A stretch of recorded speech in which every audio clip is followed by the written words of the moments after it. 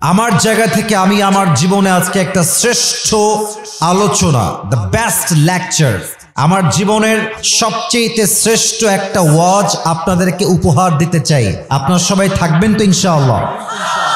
মাশাআল্লাহ। আরেকবার বলেন সবাই ইনশাআল্লাহ। বগুড়ায় আসলে বিশ্বাস করেন, আল্লাহকে সাক্ষী রেখে বলছি, বগুড়ায় আসলে মনে একটা শান্তি কাজ করে আলাদা। কারণ কি জানেন, এই বগুড়ার মানুষগুলো বগুড়ার দইয়ের মতোই মিষ্টি হয় প্রিয় ভাইরা, তাই না? আমার কোনো একটা ওয়াজে বলেছিলাম যে বগুড়া যেই পরিমাণ তাদের ডেভেলপ করেছে, তাদের জেলায় যে পরিমাণ উন্নয়ন হয়েছে, আমার মনে হয় বগুড়া এখন কোনো জেলা নয়, বগুড়াকে একটা বিভাগ হিসেবে অ্যানাউন্সমেন্ট দেওয়া দরকার। পাশাপাশি বগুড়ার যুবকরা খুবই স্মার্ট।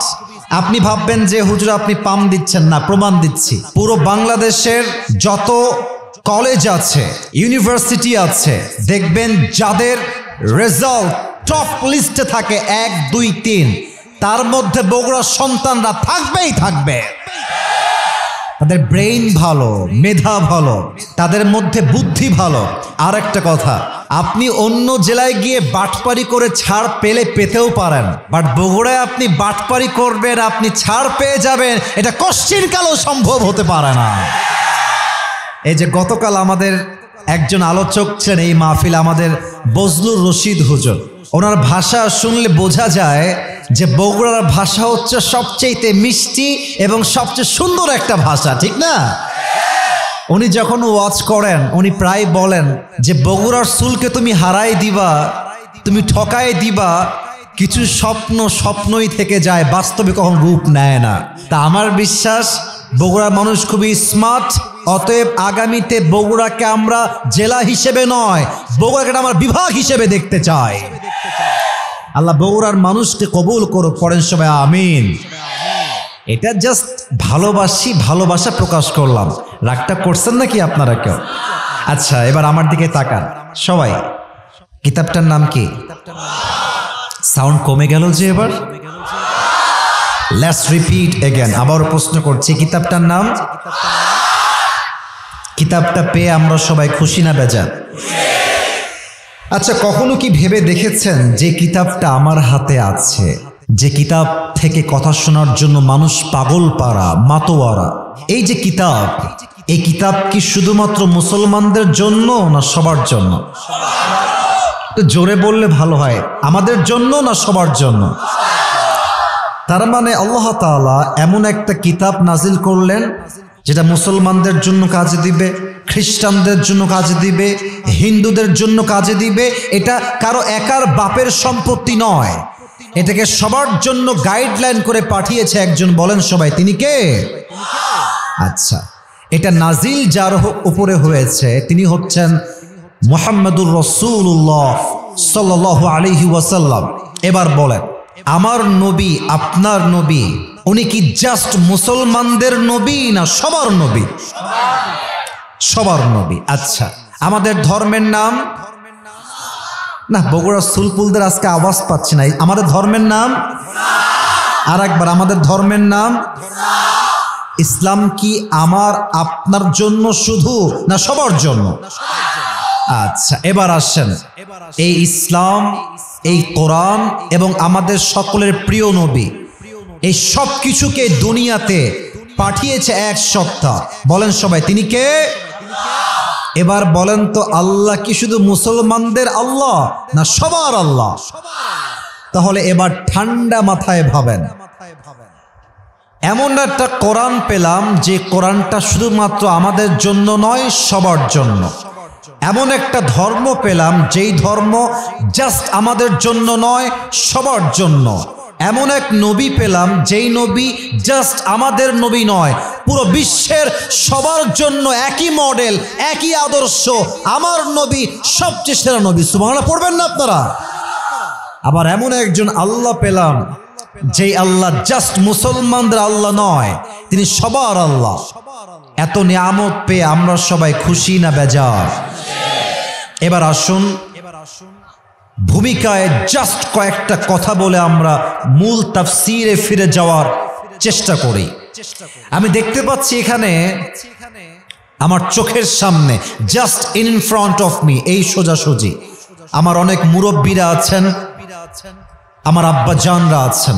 আমি আপনাদেরকে আমার নিজের জায়গা থেকে স্যালিউট জানাই। আপনারা আমার মাথার তাজ, আপনারা আমার কলিজার মানুষ, ভালোবাসার মানুষ। আমি একটা কথা বলতে চাই আপনাদের সবাইকে, মুরব্বীদেরকে বিশেষ করে অ্যাড্রেস করতে চাই। আমার মুরব্বী আব্বা জান যারা এসেছেন একটু কান খাড়া করবেন, আমার মা যারা এসেছেন প্লিজ একটু কান খাড়া করবেন। চায়ের দোকানে একজন মুরব্বী বসে আছে, আর এক মুরব্বী আসছে, এসে বলছে কি ব্যাপার, কেমন আছো, দিনকাল কেমন যাচ্ছে? আমরা আসলে এত নিমক হারাম হয়ে গেছি, আমরা এত নাশুকর হয়ে গেছি, আমরা আলহামদুলিল্লাহ বলো তো বহু দূরের কথা, আমরা প্রথমেই বলি আর বলিস না। যত দুঃখ আমার জীবনে আছে, আমার মতো কষ্টে দুঃখে কেউ নাই। ছেলে খারাপ, বউ খারাপ, আমার মেয়ে খারাপ, বন্ধু খারাপ, ভাই খারাপ, মা খারাপ, বাপ খারাপ, পরিবার খারাপ, আমার জীবনটা ভালো যাচ্ছে না। আল্লাহ বলছে বান্দা যখন নাশকর হয়ে যায়, অকৃতজ্ঞ হয়ে যায়, আমি আল্লাহ বান্দাকে যে নিয়ামতগুলো দিয়েছিলাম প্রত্যেকটা নিয়ামত আমি আল্লাহ বান্দাদের ছিনাই নিয়ে যাই। ঠিক কিনা বলেন? আমি কথা কেন বললাম জানেন? আজকে আপনি শুকরগুজার হওয়ার কারণ খুঁজে পান না, আপনার কাছে অভিযোগের শেষ নাই। একবার ঠান্ডা মাথায় মোবাইল ফোনটা খুলে একবার গাজার দিকে তাকায় দেখেন তো, একবার ফিলিস্তিনের দিকে একটা চোখ তুলে তাকান। তারা যেই পরিমাণ কষ্টে আছে, জুলুমের শিকার হচ্ছে, যখন তখন যেখানে সেখানে বোম মেরে হাজার হাজার যুবককে, মুরব্বীকে, মাকে, পেটের শিশুকে একটা বোম দিয়ে নির্বিচারে একটা মুহূর্তের মধ্যেই ধ্বংস করে শেষ করে দিচ্ছে। আহা, কি অবস্থা, কি জুলুম, কি নির্বিচার, কি অত্যাচার! আমার তো মনে হয় ফিলিস্তিনে দিয়ে যদি কেউ চোখ তুলে তাকায়, গাজাবাসীর দিকে কেউ যদি চোখ তুলে তাকায়, তার জীবনে অভিযোগ বলতে আর কিছুই থাকতে পারে না। ঠিক কিনা বলেন? ফিলিস্তিনের মুসলমানদের চাইতে বাংলাদেশের মুসলমান হাজার গুণ বেশি ভালো আছে। আর একটা কথা বলতে চাই, আপনারা আমার কথায় রাগ করবেন না, and don't take it otherwise. আপনারা আমার কথায় বেজার হবেন না, আমি যা বলছি বাস্তবতার থেকে বলছি। গাজায় যারা অ্যাটাক করছে ইসরায়েলরা অনেক শক্তিশালী দল, তাদের কাছে অস্ত্রের অভাব নাই, অর্থের অভাব নাই, টাকার অভাব নাই। কারণ কি? খুব বুঝবেন আমার কথাগুলোকে, জাস্ট কান দিয়ে নয়, মুরব্বীরা ও আমার কলিজার টুকরা যুবক ভাইরা, কান দিয়ে নয়, দিল থেকে আমার কথা বোঝার ট্রাই করো। ইসরায়েলের এত নামি দামি ব্র্যান্ড আছে যে ব্র্যান্ডগুলো পুরো বিশ্বে চলে। তাদের যেই পরিমাণ প্রোডাক্ট সেল হয়, তাদের ব্র্যান্ডে যে পরিমাণ টাকা পয়সা ইনকাম হয়, এগুলো টাকা দিয়ে তারা মুসলমানদেরকে নির্বিচারে হত্যা করে। কিন্তু আমাদের দিকে তাকায় দেখেন, আমাদের না আছে ওয়ার্ল্ড ওয়াইড কোনো নেতা, আমাদের না আছে ঐক্যতা, না আছে আমাদের কোনো কাজে কনসেন্ট্রেশন। মুসলমানদের কথা কি বলবো?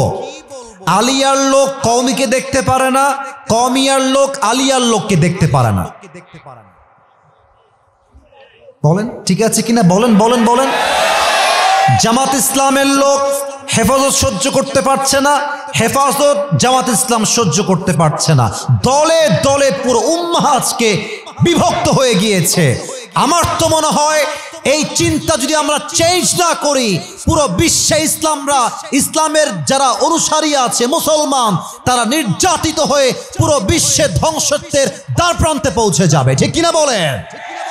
অতএব আমাদের প্রথম পরিচয় কওমি নয়, প্রথম পরিচয় আলিয়া নয়, প্রথম পরিচয় জামাত নয়, প্রথম পরিচয় হেফাজত নয়, প্রথম পরিচয় চরমোনায় নয়, প্রথম পরিচয় সরসিনা নয়, প্রথম পরিচয় আওয়ামী লীগ নয়, বিএনপি নয়, আহলে হাদিস নয়।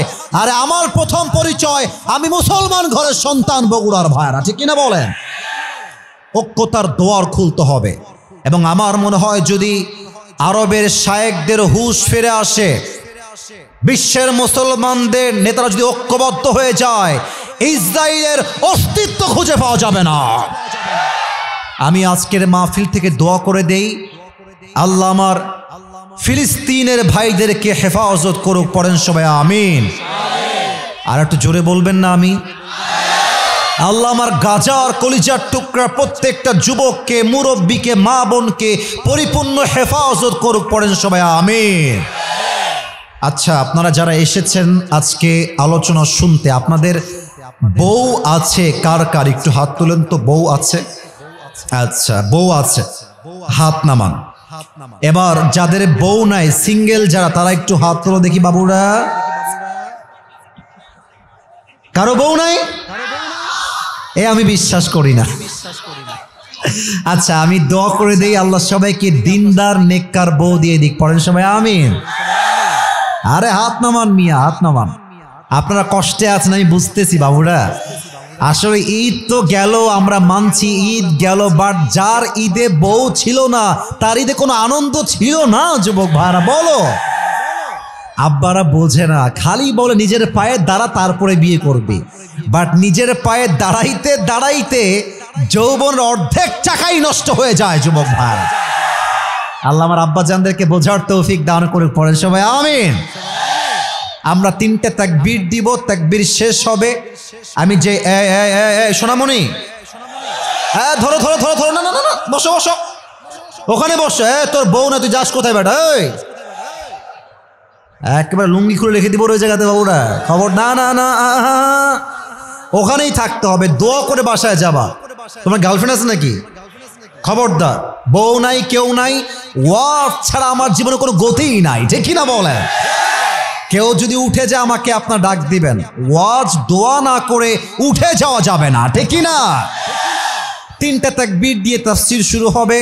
প্রথম তাকবীর দিবেন আমার প্রিয় বিবাহিত ভাই যারা এসেছেন তারা। বিবাহিত ভাইরা একটু কাশি দিবেন। আরে ভাই, আপনারা আমার পক্ষের লোক, একটু জোরে কাশি দেন। দেখা যাক নাম্বার কারা কত বেশি পায়। প্রথম তাকবীর বিবাহিতরা দিবেন, সিঙ্গেলরা কিপ কোয়েট, স্টপ, চুপ থাকবেন।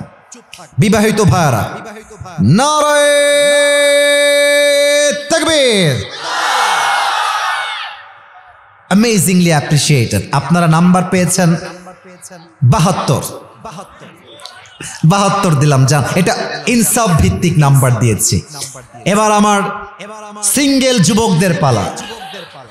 খুব চালাক তোমরা। আচ্ছা, সিঙ্গেল ভাইরাটাকে আসি দেন। দেখা যাক তারা কত নাম্বার পায়। সিঙ্গেল ভাইদের পালা এবার। বিবাহিত ভাইরা চুপ থাকবেন, সিঙ্গেলরা তাকবীর দিবেন। লিল্লাহি তাকবীর। বিবাহিত ভাইরা আমাকে মাফ করে দিবেন। আজকে আমার সিঙ্গেল ভাইরা মাশাআল্লাহ 85 নাম্বার পেয়ে পাস করেছে, ঠিক কিনা বলে? তো যাই হোক, যা হওয়ার হয়ে গেছে। এবার আমরা সবাই মিলে জাস্ট শেষ একটা তাকবীর দিব, তাফসীর এরপরে শুরু হবে। সবাই মিলে, কোনো ভাগাভাগি নাই। আরে বগুড়ার সন্তান যখন আওয়াজ দেয়, আমি খুব চোখে দেখেছি। আমার ভাই আবু তাহের ভাই সাক্ষী, আমি আগেও এসেছিলাম। এদের সাউন্ডই বলবে এরা কেউ বিড়ালের বাচ্চা নয়, সব সিংহের বাচ্চাগুলো আমার সামনে বসে আছে। এরা নারে তাকবীর। আল কোরআনের আলো, আল হাদিসের আলো, কোরআন হাদিস যেখানে, আলেম ওলামা যেখানে, বগুড়াবাসী যেখানে, আল্লাহ যেন কবুল করে। পড়েন সবাই আমিন। আজকে আমি যে আয়াতগুলো তেলাওয়াত করেছি, সেই আয়াতের আলোকে আমি আলোচনা আপনাদের সামনে রিপ্রেজেন্ট করতে চাই। আমি জাস্ট শুরুতেই আলোচনাকে সহজ করবার জন্য ওয়াজের আমি মূল টাইটেল বলবো, সেন্ট্রাল থিম, সাবজেক্ট ম্যাটার, মূল আলোচ্য বিষয়। আজকে আমাদের আলোচনার মূল বিষয়বস্তু হচ্ছে নবীজির জীবনের তিনটা বিষয়। Look at my 3 fingers. আমার তিনটা আঙ্গুল দেখবেন, and you have to answer me very loudly. বলেন তো নবীর জীবনের কয়টা বিষয়? ক্যামেরা রেকর্ড হচ্ছে, আস্তে বললে হবে না, সম্মান নষ্ট হবে তো, জোরে কর না, কয়টা বিষয়? Number 1, how was the prophet look like? আমার নবীজির চেহারা কেমন ছিল? জানতে মনে চায় না সবার? আমার নবী দেখতে কেমন ছিলেন জানতে মনে চায় না সবার? So first of all আমরা কথা বলবো নবীর চেহারা দেখতে কেমন ছিল। Number 2, what is the status of last messenger Muhammad sallallahu alayhi wasallam in Islam? নবীর সম্মান ইসলামে কত বেশি, তার মর্যাদা, তার স্ট্যাটাস, তার র্যাঙ্ক, তার পজিশন, তার সম্মান কত বেশি জানতে মনে চায় না সবার? আর একটা জোরে জানতে মনে চায় না সবার? 2 নাম্বার। 3 নাম্বার হচ্ছে how was the ideal of last messenger? আমার নবীর আদর্শ কেমন ছিল? নবী কেমন আদর্শ বিলং করতেন? আমাদের সমাজে কোন আদর্শ আমরা বিলং করব? নবীর আদর্শ থেকে আমাদের শিক্ষা কি? এই 3টা বিষয় ওয়াচ করব। এবার সবার হৃদয়ে লিখে দিতে চাই, আমি বলবো, এরপরে আপনারা বলবেন। 1 নম্বরে নবীজির চেহারা, বগুড়ার ভাইরা আমাকে উত্তর দেন। 1 নম্বরে, আর একটু জোরে, নবীজির। 2 নম্বরে নবীজির সম্মান। 2 নম্বরে। 3 নম্বরটা বাঘের মতো কণ্ঠে আওয়াজ চাই। 3 নম্বর হচ্ছে নবীর জীবনের আদর্শ। 3 নম্বর। 3টা বিষয় আজকে আলোচনা হবে। ফার্স্ট অফ অল নবীজি দেখতে কেমন ছিলেন? নবীজির দেহ ছিল একটা সুঠাম দেহ, দেখতে ছিলেন স্ট্রং, পাওয়ারফুল, এনার্জেটিক ম্যান। আল্লাহর হাবিব নিজেই বলতেন, আমার ডান হাতের কবজির ভেতরে আল্লাহ তাআলা জান্নাতি 40 জন পুরুষের শক্তি ঢুকাই দিয়েছে। সুবহানাল্লাহ।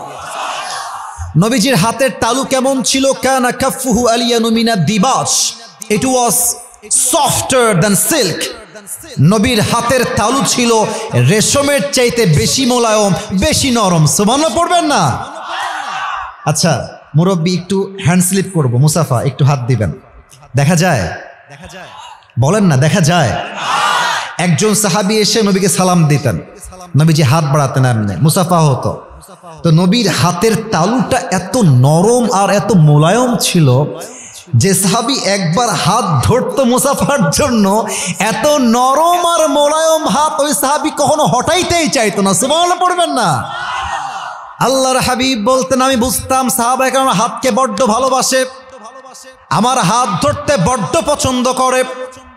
এজন্য যখন কোনো সাহাবী নবীর হাত ধরতেন, ওই সাহাবী হাত হটিয়ে না নেওয়া পর্যন্ত নবী তার নিজের হাত কখনো আগ বাড়িয়ে হটিয়ে নিতেন না। সুবহানাল্লাহ। হাতের তালু ছিল সফটার দ্যান সিল্ক, রেশমের চাইতে বেশি মোলায়েম।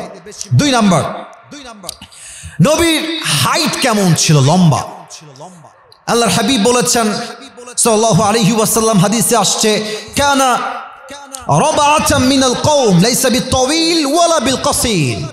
The prophet was medium of height, neither tall nor short.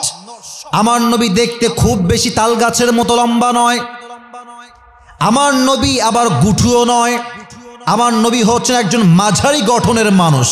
বেশি লম্বা হইলে দেখতে চিকুন চিকুন লাগে, তাল গাছ লাগে, আর বেশি গুঠু হইলে মেয়েরা আবার বিয়ের সময় বিয়ে করতে রাজি হয় না। ঠিক এত আস্তে ঠিক বললেন কেন? কথা ঠিক কিনা বলেন আপনারা সবাই?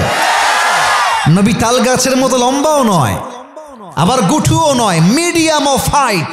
যেই দেখতো তার কলিজা নবীর চেহারা দেখলে ঠান্ডা হয়ে যেত। সুবহানাল্লাহ। 3 নাম্বার, আমার নবীর গায়ের রং কেমন ছিল? আগেই বললেন না, আমাকে বলতে দেন। নবীজির গায়ের রং কেমন ছিল? হাদিসে আসছে, কানা আযহারুল লাউন। আচ্ছা আগে একটা এক্সাম্পল দেই, মুরব্বীরা এই কথাটা আপনারা রাগ করবেন না। আমি কেন বলছি? কারণ এক্সাম্পল যেটা দিব এখন, যদি আপনি আমার উদাহরণটা না বোঝেন, এটা আপনার মাইন্ডে লাগতে পারে। আর বগুড়ার মানুষের কাছে উল্টা পাল্টা করলে কোনো ছাড় পাওয়া যায় না। ঠিক কিনা বলে? আগেই মাফ চাচ্ছি, আমার কোনো বাজে উদ্দেশ্য নেই এই উদাহরণটা দেওয়ার ব্যাপারে। 2টা দেশের নাম বলবো। এক হচ্ছে পাকিস্তান, নাম শুনছেন? কথা না বললে বুঝি কেমন? নাম শুনছেন আপনারা? আচ্ছা, অস্ট্রেলিয়া নাম শুনেছেন? আচ্ছা, আপনাকে আমি দুইটা অপশন দিব। এক, অস্ট্রেলিয়ার একজন মেয়েকে আপনার জন্য পাত্রী হিসেবে দিব যে দেখতে সাদা সুন্দর। প্লিজ পয়েন্টটা বুঝবেন, পয়েন্টটা বুঝবেন। দেখতে সাদা সুন্দর, পুরো চামড়াই হচ্ছে ধবধবে সাদা, জাস্ট সাদা সুন্দরী। আর একটা হচ্ছে পাকিস্তানি মেয়ে আপনাকে আমি পাত্রী হিসেবে দিব জাস্ট টু গেট ম্যারিড, বিয়ের জন্য। যেই মেয়েটা শুধুমাত্র সাদা সুন্দরী নয়, বরং সে লাবণ্যময় সুন্দরী। প্লিজ খারাপভাবে নেবেন না, জাস্ট আমাকে বলেন আপনি একজন পুরুষ হিসেবে সাদা চামড়ার মেয়েকে বিয়ে করবেন না লাবণ্যময় চেহারার মেয়েকে বিয়ে করবেন? লাবণ্যময়। That is my point. আমার নবী দেখতে ফর্সা ছিলেন বাট সাদা সুন্দর নন। আমার নবীর গায়ের চামড়ার রং ছিল লাবণ্যময় সুন্দর। সুবহানাল্লাহ। অনেকে বলে সাইয়েদনা ইউসুফ আলাইহিস সালামের চার নবী ছেলে বেশি সুন্দর চো। না না, আল্লাহর হাবিব বলতেন আনা মালিহুন ওয়া আখি ইউসুফ সাবিহুন, আমার ভাই ইউসুফ হচ্ছে সাদা সুন্দর আর আমি নবী হলাম লাবণ্যময় সুন্দর। এবার উত্তর আপনার হাতে, সাদা সুন্দর বেশি সুন্দর না লাবণ্যময় সুন্দর বেশি সুন্দর? আমার নবী ছিলেন লাবণ্যময় সুন্দর চেহারার মানুষ। সুবহানাল্লাহ পড়বেন না আপনারা? এবার একটু আমার দিকে দেখবেন, আমি টুপি খুলবো না, জাস্ট ইঙ্গিত দিয়ে বোঝাবো। এটা আমার মাথায় কি? চুল। চুল বলো, সেটার নাম কি? আল্লাহর নবীর চুল কেমন ছিল? এই যুবক যারা এসেছো, বোঝার চেষ্টা কইরো। 3টা কাটিং ছিল। কয়টা ভাই? আপনারা আওয়াজ তো কম কেন ভাই? কয়টা? এক, কানের ঠিক এই বরাবর, কানের লতি বরাবর এবং ঠিক কাঁধ বরাবর, এবং যেটা কাঁধ বরাবর ছিল ও ইলা মানকিবাইহি, এই কাঁধ বরাবর চুলের নাম হচ্ছে বাবরি কাটিং। কি কাটিং? আজকালকার যুবকরা কাটে কেমনে চুল জানেন? মুরব্বীরা একটু খেয়াল করবেন, দেখেন মিলে কিনা। দেখবেন ডান পাশের চুল নাই, বাম পাশের চুল নাই, আর মাঝখানে দেখবেন সজারুর মতো লম্বা লম্বা খাড়া খাড়া চুল। এটার নাম দিয়েছে আমি ঘোড়া কাটিং। এবং আমার আফসোস, আমার কষ্ট লাগে যুবক ভাইরা এই কথা বলতে, আমি লজ্জা পাই। মুরব্বীরা, অনেক মেয়েরা আজকে মাহফিলে আসছেন, বেশিরভাগ মেয়েদের চরিত্রবান যুবক পছন্দ হয় না, এই সমস্ত টিকটকার গাঞ্জাখোরই বেশিরভাগ মেয়েদের পছন্দ হয়। অতএব আজ থেকে আমাদের চুল হবে হয় নবীজির সুন্নাহ অনুযায়ী অথবা বাবরি কাটিং, ঠিক কিনা বলে? এবার দেখেন তো আমার হাতে এইটা কি? এই যে ভাইরা উত্তর জোরে দিয়েছেন, আপনারা আসতে দিয়েছেন, এটার নাম কি? আচ্ছা একটু পেছনে যায়, আমাকে একটু রিভিউ দিবেন। পাম্পট্টি চাচ্ছি না, পাম্পট্টি না, যা মনে আসবে সত্যটাই বলবেন। আমি আসিফ হুজুর, আমার বয়স যতই হোক আমি তো যুবক ছেলে।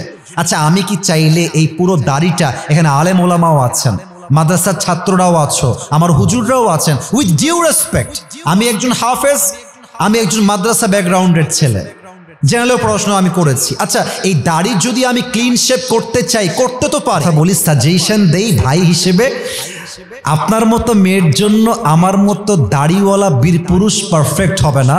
আপনার মতো মেয়ের জন্য বিটিএস এর হিজড়া ছাড়া সেকেন্ড কোনো অপশন আমার কাছে নাই। সোজা কথা, ক্রিস্টাল ক্লিয়ার কথা, যেই মেয়ে দাড়ির জন্য বিয়ে করতে চায় না সে আমার বাড়ির বউ হওয়ার যোগ্যতাই তো রাখে না বগুড়ার ভাড়া। এবার বলেন তো আমার নবীর মুখে লম্বা লম্বা চাপ দাড়ি ছিল নাকি ছিল না? আমার নবীর মতো সুন্দর এই তল্লাটে দ্বিতীয় আর কেউ কি হতে পারে? চাঁদের চেয়ে সুন্দর তুমি নবী আমার কামলি হিওয়ালা, দো জাহানের বাদশা তুমি প্যারা নবী সাল্লে আলা, দো জাহানের বাদশা তুমি প্যারা নবী সাল্লে আলা, চাঁদের চেয়ে সুন্দর তুমি নবী আমার কামলি হিওয়ালা। সুবহানাল্লাহ পড়বেন না আপনারা সবাই? এবার উত্তর চাই, শেষ সাবজেক্ট অর্থাৎ প্রথম সাবজেক্টের শেষ কথার উত্তর চাই। যে হাদিসগুলো শুনলাম শর্টকাটে, বগুড়ার ভাইরা কি বুঝলেন আমার নবীর চেহারা কি কম সুন্দর না অনেক বেশি সুন্দর? আমার নবী কি দেখতে সাধারণ না অসাধারণ? সেই নবীর উম্মত হতে পেরে আমরা সবাই খুশি না বেজা? একবার দিল খুলে পড়েন সবাই মিলে আলহামদুলিল্লাহ। একটা কাশি দেন, আর একবার তাকবীর দেন, লিল্লাহি তাকবীর। এক নাম্বার ছিল আমার নবী দেখতে কেমন ছিলেন। দুই নাম্বার কি ছিল কে বলতে পারে? নবীর সম্মান। বলেন সবাই, দুই নাম্বারে কি ছিল? নবীর সম্মান। একটা প্রশ্ন করি, দেখা যাক উত্তর কে দিতে পারে। আলেম ওলামা ছাত্র ভাইয়েরা না, আপনারা যারা আছেন তারা দিবেন উত্তর। একজন নবী ছিলেন যেই নবী আল্লাহর সঙ্গে সরাসরি কথা বলতেন। নবীর নাম কি? মাশাআল্লাহ, right answer. I got the right answer. মুসা আলাইহিস সালাতু ওয়াস সালাম।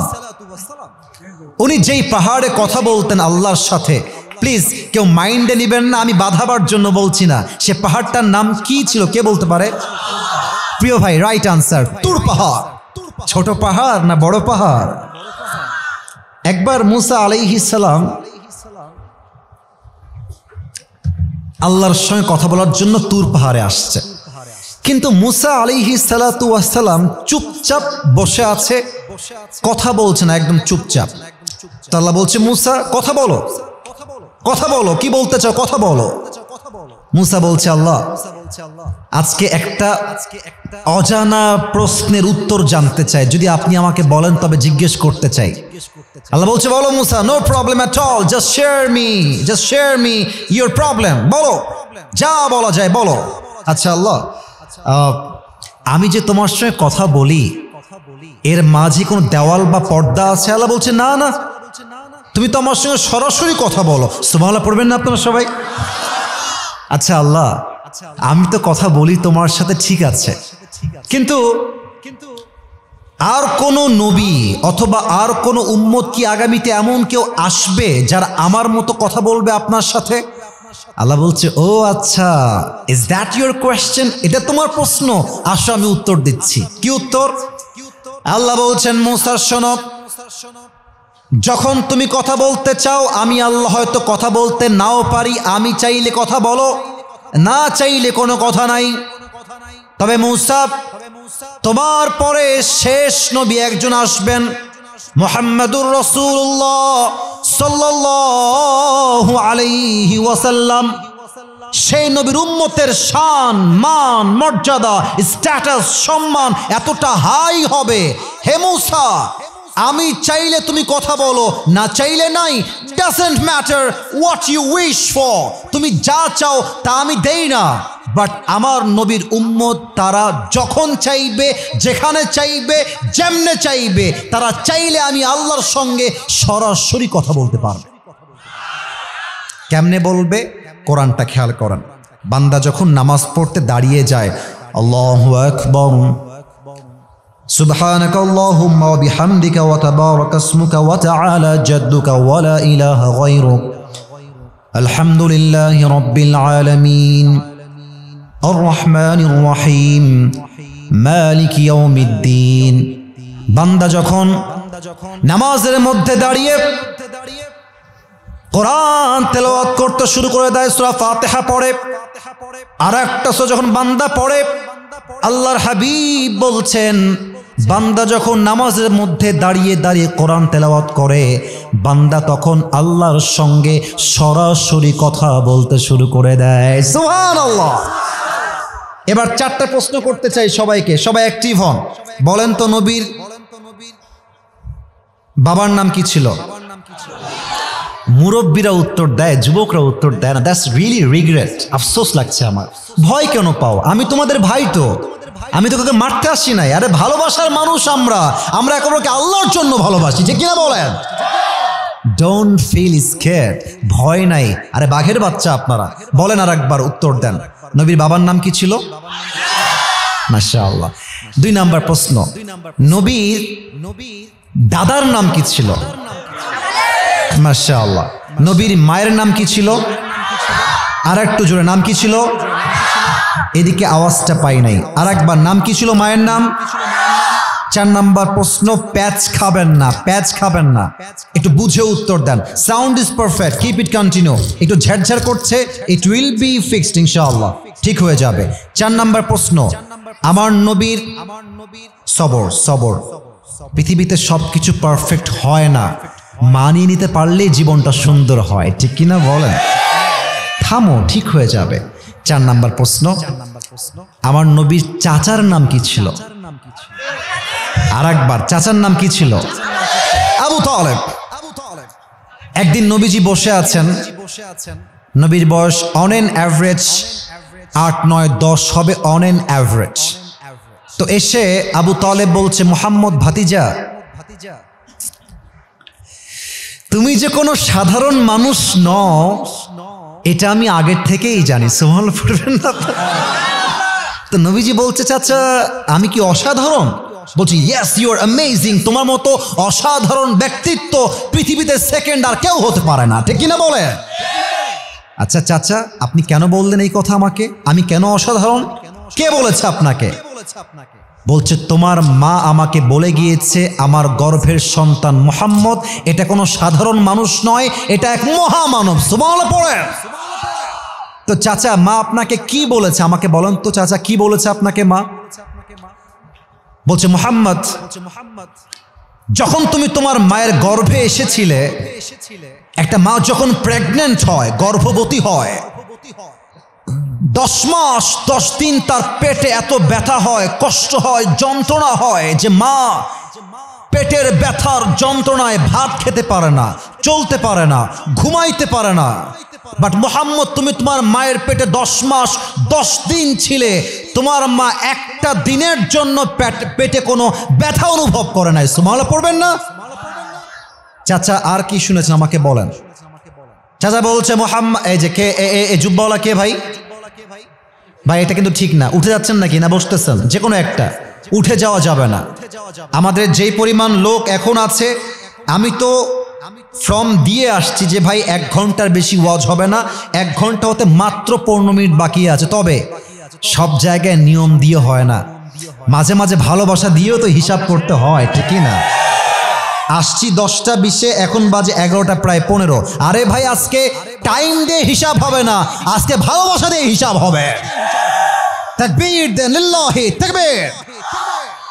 মুহাম্মদ, যখন তুমি তোমার মায়ের গর্ভে ছিলে, তোমার মা তোমাকে নিয়ে কুয়ার থেকে পানি আনতে এসেছে। কুয়া, পানি আনতে কুয়ার থেকে 2টা জিনিস লাগে, এক হচ্ছে রশি, আর 1 নাম্বার কি বলেন দেখি? বালতি। রশি আর বালতি।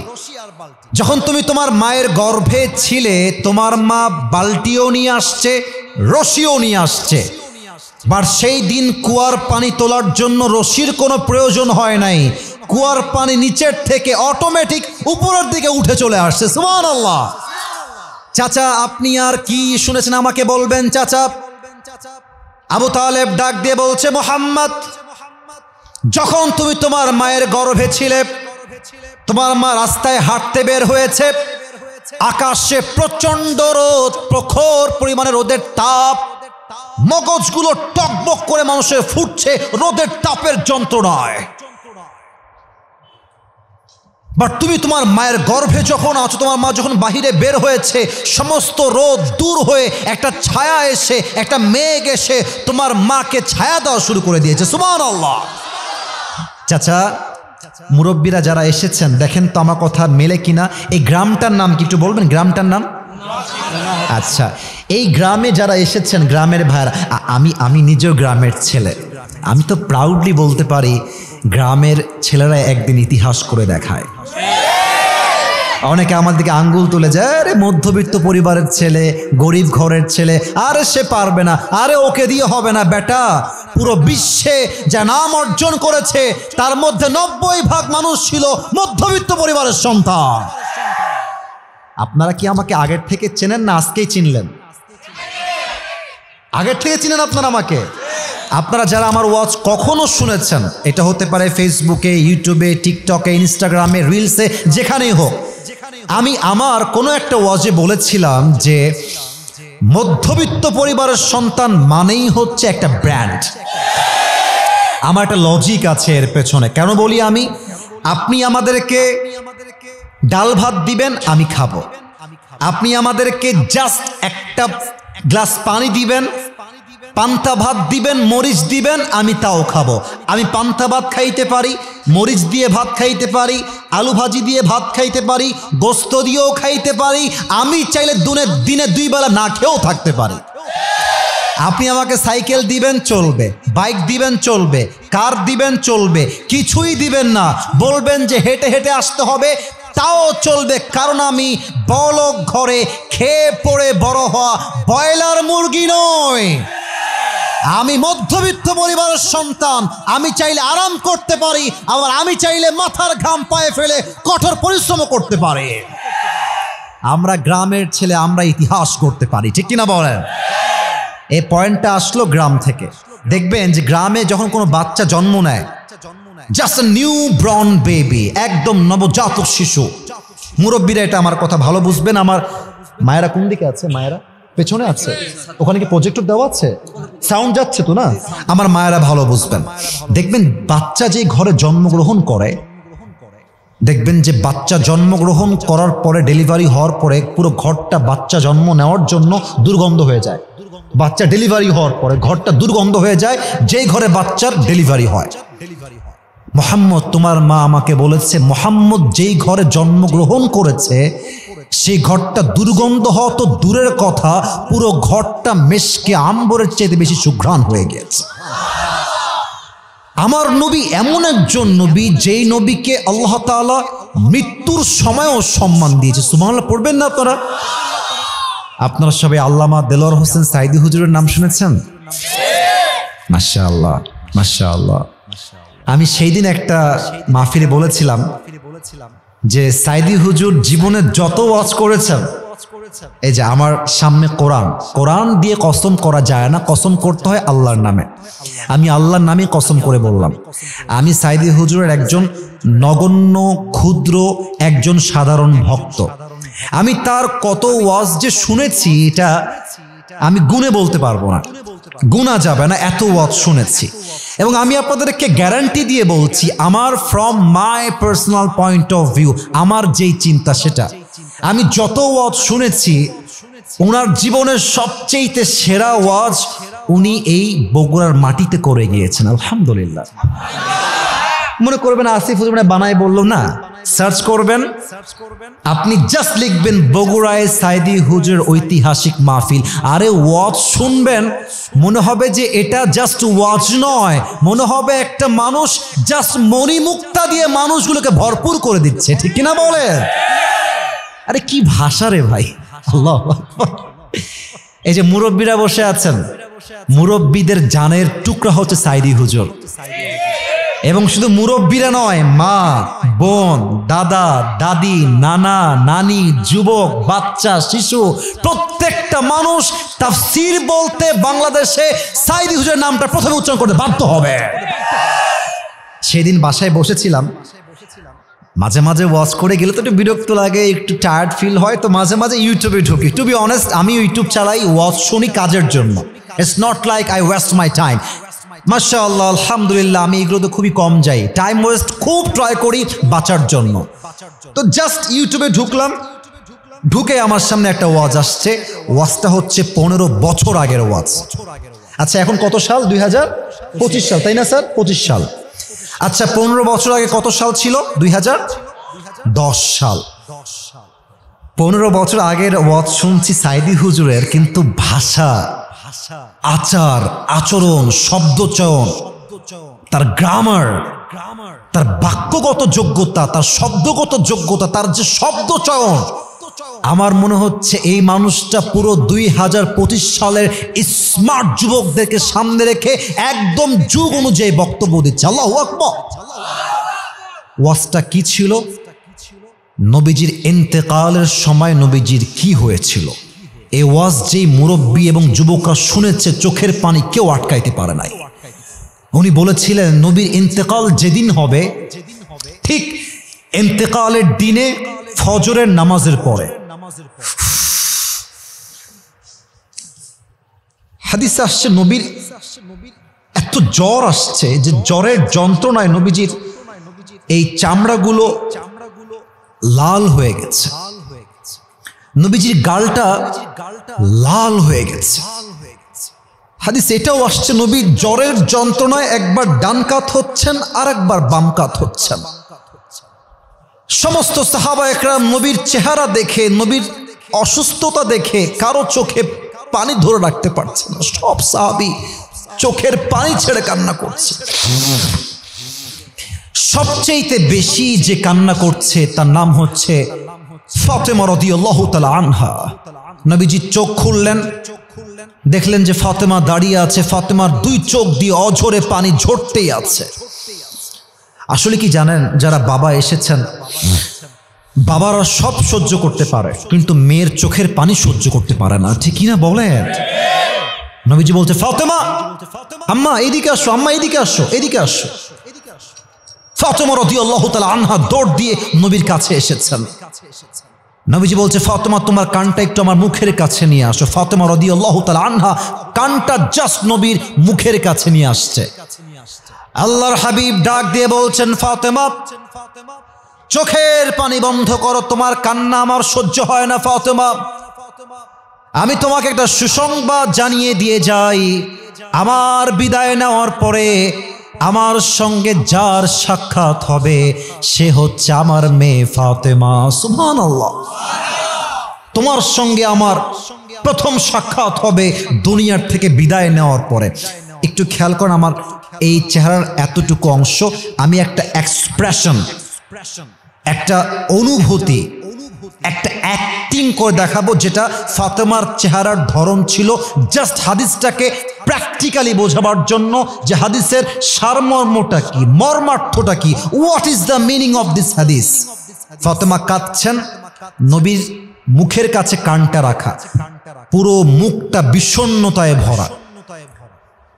আর আয়েশা দূর থেকে দেখছেন যে ফাতেমা নবীর মুখের কাছে কান দিয়ে আছে, আর নবীজি মুখে মুখে কি যেন ফাতেমাকে বলতেছে।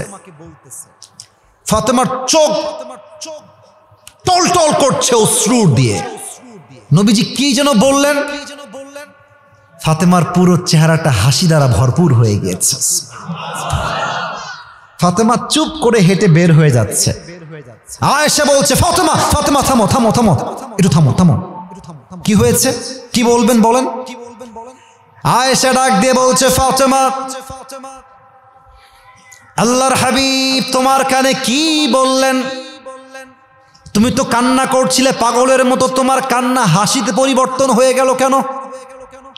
ফাতেমা ডাক দিয়ে বলছে, আয়েশা, আজকে আল্লাহর হাবিব আমাকে সুসংবাদ দিয়েছেন যে ওনার বিদায় নেওয়ার পরে সবার প্রথমেই সবচেয়ে আগে সাক্ষাৎ আমি ফাতেমার সঙ্গেই হবে। সুবহানাল্লাহ পড়বেন না?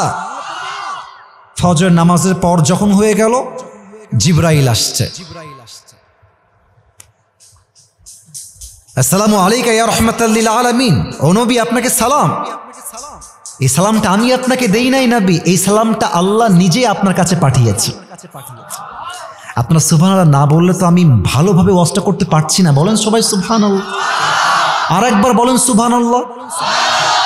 একবার সুবহানাল্লাহ বলবেন, জান্নাতে একটা প্রাসাদের মালিক হয়ে যাবে।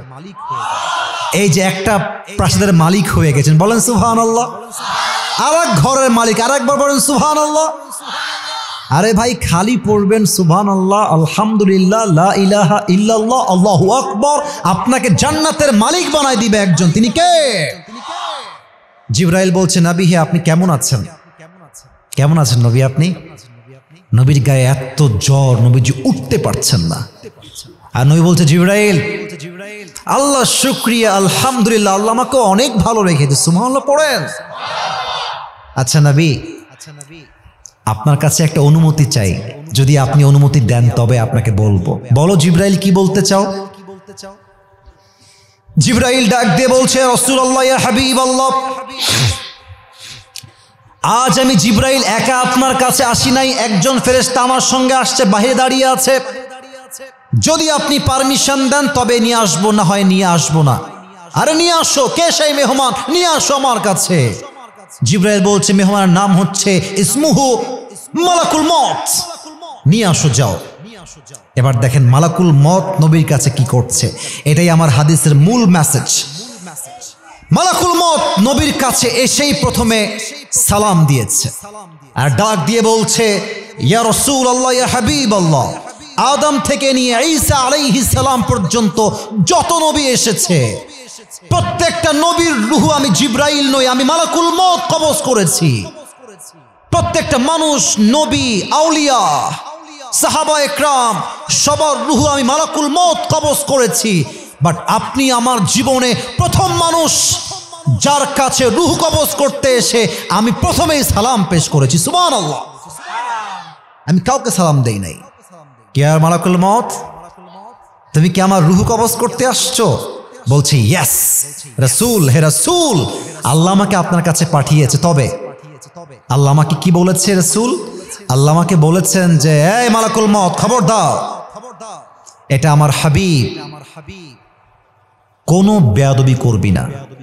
নবীর কাছে যাবি, সালাম দিবি, নবীকে আগে বলবি যে নবী আপনি কি যেতে চান না থাকতে চান? যদি আপনি যেতে চান তবে আপনাকে নিয়ে যাব, যদি আপনি থাকতে চান আপনাকে রেখেই আমি এখান থেকে বিদায় হয়ে যাব। আচ্ছা, আপনার নাম কি? সাদা কালো পাঞ্জাবি মনে হয়, কি আপনার নাম কি ভাই? হ্যাঁ, সালিম রেজা। আর যে মোবাইল, আপনার নাম কি ভাই? শাওন। ধমক দেওয়ার জন্য নয়, এক্সাম্পল দিব। এখানে 2 জন যুবক বসে আছে আর এখানে আরো 8 জন, 10 জন মিলে পরামর্শ করছে সকালবেলা যে বন্ধু ঈদ তো চলেই গেল, কোথাও তো ঘুরলাম না, চল এবার আমরা কক্সবাজার ঘুরে আসি। তো দেখবেন যে যার ঘনিষ্ঠ বন্ধু সে তার দিকে তাকায়, কি রে এই সালিম তুই যাবি? বন্ধু তুই যাবি কি কক্সবাজার? যদি বেস্ট ফ্রেন্ড বলে আমি যাব, দেখবেন আরেক বন্ধু বলে আমিও যাব। সবাই তার বেস্ট ফ্রেন্ডকে ফলো করে। তা আল্লাহ রসুলের সবচেয়ে কাছের বন্ধুর নাম ছিল জিবরাইল আলাইহিস সালাম। সুবহানাল্লাহ পড়বেন না আপনারা? তা আমি চশমাটা খুললাম, আমি চোখের এক্সপ্রেশন বোঝাতে চাই। আল্লাহ রসুল জ্বরে আক্রান্ত, চেহারা লাল টকটকে হয়ে গেছে জ্বরের যন্ত্রণায়, মাথায় প্রচন্ড ব্যথা। মালাকুল মত বলছে, হে আল্লাহ রসুল, আপনাকে নেওয়ার জন্য এসেছি, আপনি যাবেন কিনা আমাকে বলেন। আল্লাহ রসুল চোখটা ওই দিক থেকে ঘুরিয়ে জিবরাইলের দিকে, জিবরাইল তুমি কি বলো, কি করব বলো। এই কথা জিজ্ঞেস করার পরে জিবরাইলের মাথাটা নিচু হয়ে গেছে আর জিবরাইল বলছে, ইয়া রাসূলুল্লাহ, যদি আপনি আমার থেকেই পরামর্শ নেন, জিজ্ঞেস যদি আমার থেকেই করেন, আমি বলবো আল্লাহ আপনাকে দেখার জন্য আরশে আজিমে অপেক্ষায় বসে আছে। হে আল্লাহর হাবিব সুবহানাল্লাহ পড়ে, আপনি গেলেই ভালো হয়। নবীজি বললেন, ও আচ্ছা, তার মানে আমার সময়টা ফুরিয়ে গিয়েছে, আমার আর থাকা হবে না। আইনা আয়েশা, আইনা আয়েশা, আয়েশা কোথায়? আমার কাছে খুব দ্রুত দৌড় দিয়ে আসো। আয়েশা রাদিয়াল্লাহু তাআলা আনহা দৌড় দিয়ে আসছেন, ডাক দিয়ে বলছেন, মা লাকা ইয়া রাসূলুল্লাহ, মা লাকা ইয়া হাবিবাল্লাহ, হে রাসূল কি হয়েছে, কি লাগবে আপনার, আমাকে বলেন, আপনি যা বলবেন আমি তাই করতেই বাধ্য। আয়েশা বসো। জি নবীজি বসলাম, কি করব বলেন। আচ্ছা আয়েশা, তোমাকে যে আমি কয়েক টুকরা স্বর্ণ দিয়েছিলাম, কথা কি বোঝা যায় নাকি যায় না? কথা কি বোঝা যায় নাকি যায় না? কয়েক টুকরা স্বর্ণ দিয়েছিলাম, গোল্ড, স্বর্ণগুলো কোথায়? নবী হে, স্বর্ণগুলো যত্নের সঙ্গে রেখে দিয়েছি, আপনার কি লাগবে? আরে আমার লাগবে না, এখনই যাও সব স্বর্ণ আল্লাহর রাস্তায় এই মুহূর্তে দান করে দাও। আয়েশা অবাক হয়ে তাকিয়ে আছে। ইয়া রাসূলুল্লাহ, শেষ সম্পদটাই হচ্ছে কয়েক টুকরা স্বর্ণ, আর কিছুই তো আমাদের কাছে নাই, এটা থাক না, ইন ফিউচার কাজে আসবে, আমার জন্য, ফাতেমার জন্য, আলীর জন্য, ফ্যামিলির জন্য কাজে দিবে, থাক না। আল্লাহর হাবিব ডাক দিয়ে বলছেন, আয়েশা সব স্বর্ণ আল্লাহর রাস্তায় দান করে দাও। আমি যখন আল্লাহর সঙ্গে সাক্ষাৎ করব, আমি ডাক দিয়ে বলবো, আল্লাহ দুনিয়াতে গিয়েছিলাম খালি হাতে, আজ তোমার কাছে ফেরত আসছিও আমি খালি হাতে। সুবহানাল্লাহ। সব স্বর্ণ দান করে দেওয়া হলো। মালাকুল মউত যখন রূহ কবজ করতে আসবে, নবীজি জীবনে শেষ মুহূর্তে দুইটা শব্দ বললেন, আসসালাত আসসালাত আসসালাত আসসালাত আসসালাত ওয়া মা মালাকাত আইমানুকুম। উম্মতেরা, জীবনের সব ছেড়ে দিও, বাট বেঁচে থাকতে নামাজটাকে ছেড়ে দিও না, নামাজকে ছেড়ে দিও না, নামাজকে ছেড়ে দিও না। ঠিক কিনা বলেন? রাত বাজে 11:30। অনেকে বাসায় যাবে, রাগ করবেন না। অনেকে এশারের নামাজটাও পড়ে নাই, বাসায় গিয়ে ঘুমায় যাবে, সকাল 10টায় উঠবে, ফজরটাও তারা পড়বে না। ঠিক কিনা বলেন? এই ওয়াজ দিয়ে কি হবে? আপনার রাগ করবে না। এই ওয়াজ দিয়ে কি লাভ? যে ওয়াজ দিয়ে আমি নামাজি হতে পারলাম না, সেই ওয়াজটা জাস্ট শফের ওয়াজ হবে। এই ওয়াজ দিয়ে জীবন পরিবর্তন হবে না। ঠিক কিনা বলে? তো নবীর কাছে মালাকুল মউত এসে পারবে বলে নাই, বলছে হ্যাঁ নবীজি জাস্ট একটা শব্দ বলেছেন ইনশাআল্লাহ, আর কিছুই বলেন নাই, ইয়েস বলেন নাই। আব্দুর রহমান বিন আওফ বলছে, বন্ধু তোমার তো মাথায় বুদ্ধি একটু কম দেখছি। আরে নবীর ইনশাআল্লাহ মানেই তোমার বিয়ে অর্ধেক ডান হয়ে গিয়েছে। সুবহানাল্লাহ। এখন দেখেন আদর্শটা কোথায়। আব্বাজান মায়েরা আদর্শ বুঝবেন।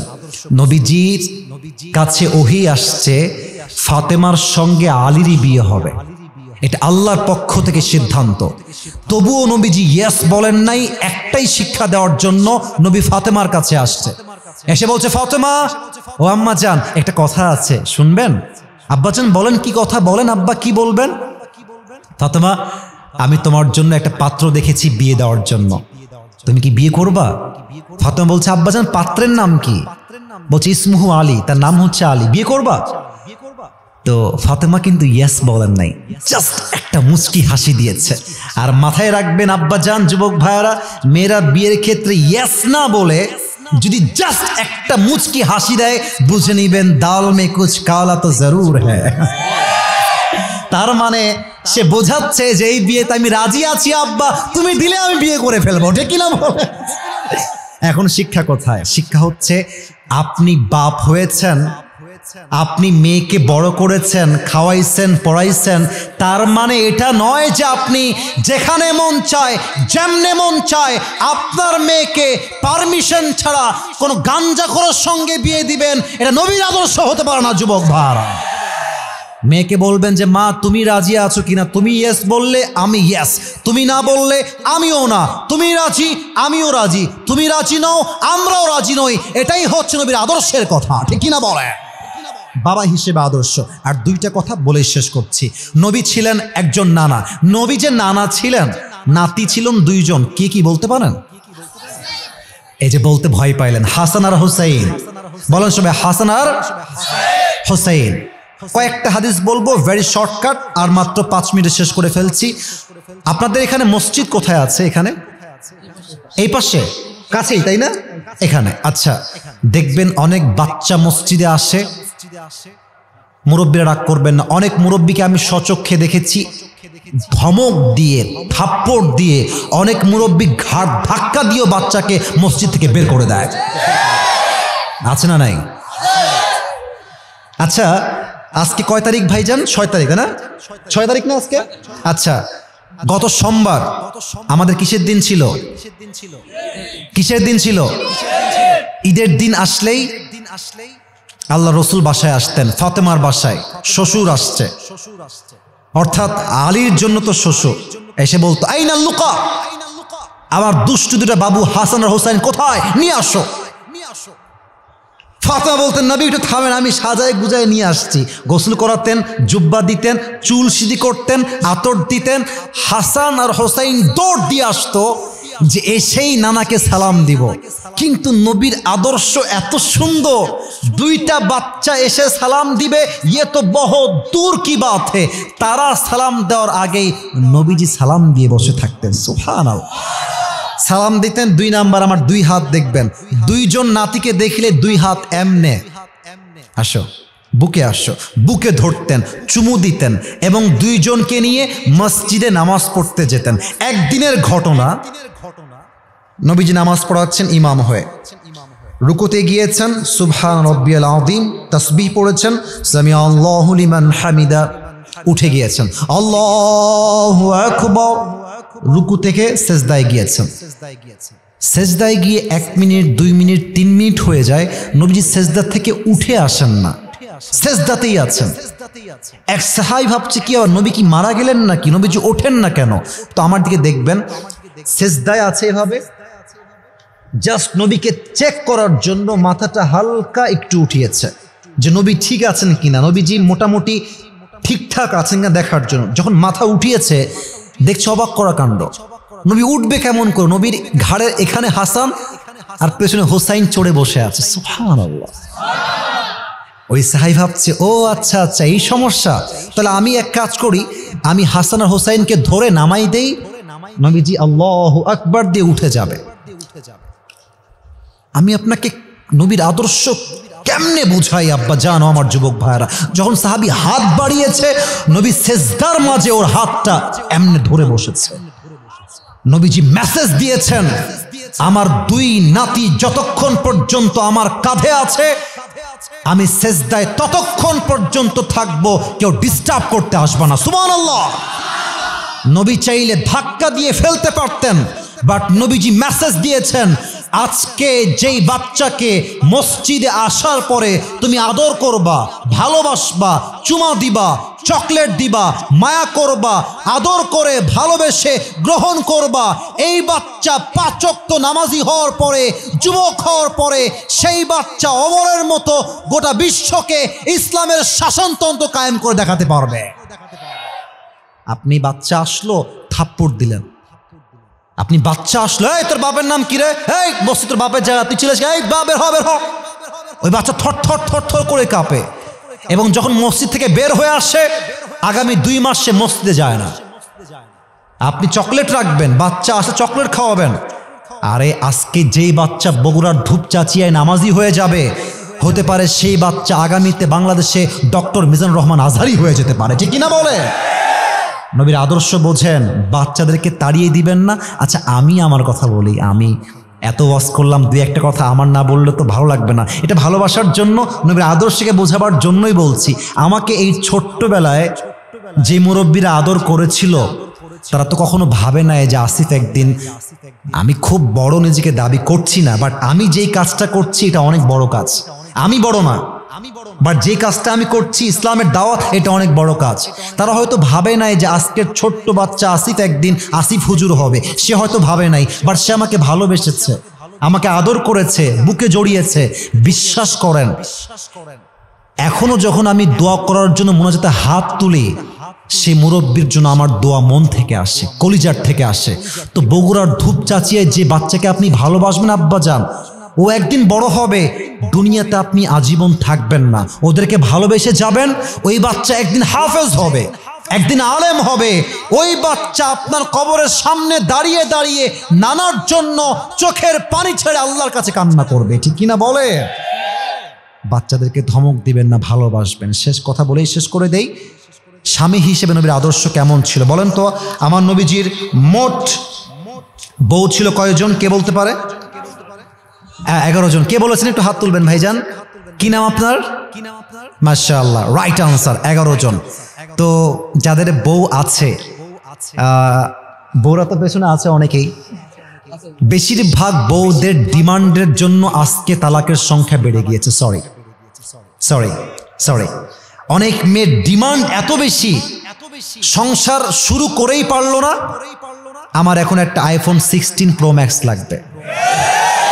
সংসার শুরু করেই পারলো না, আমি বগুড়ায় থাকবো না, আমাকে ঢাকায় রাখা লাগবে। ওরে বেডি, তোমার বাপও নয় একেবারে আলাদা ঘরে দুলাল ছিল, তাই না?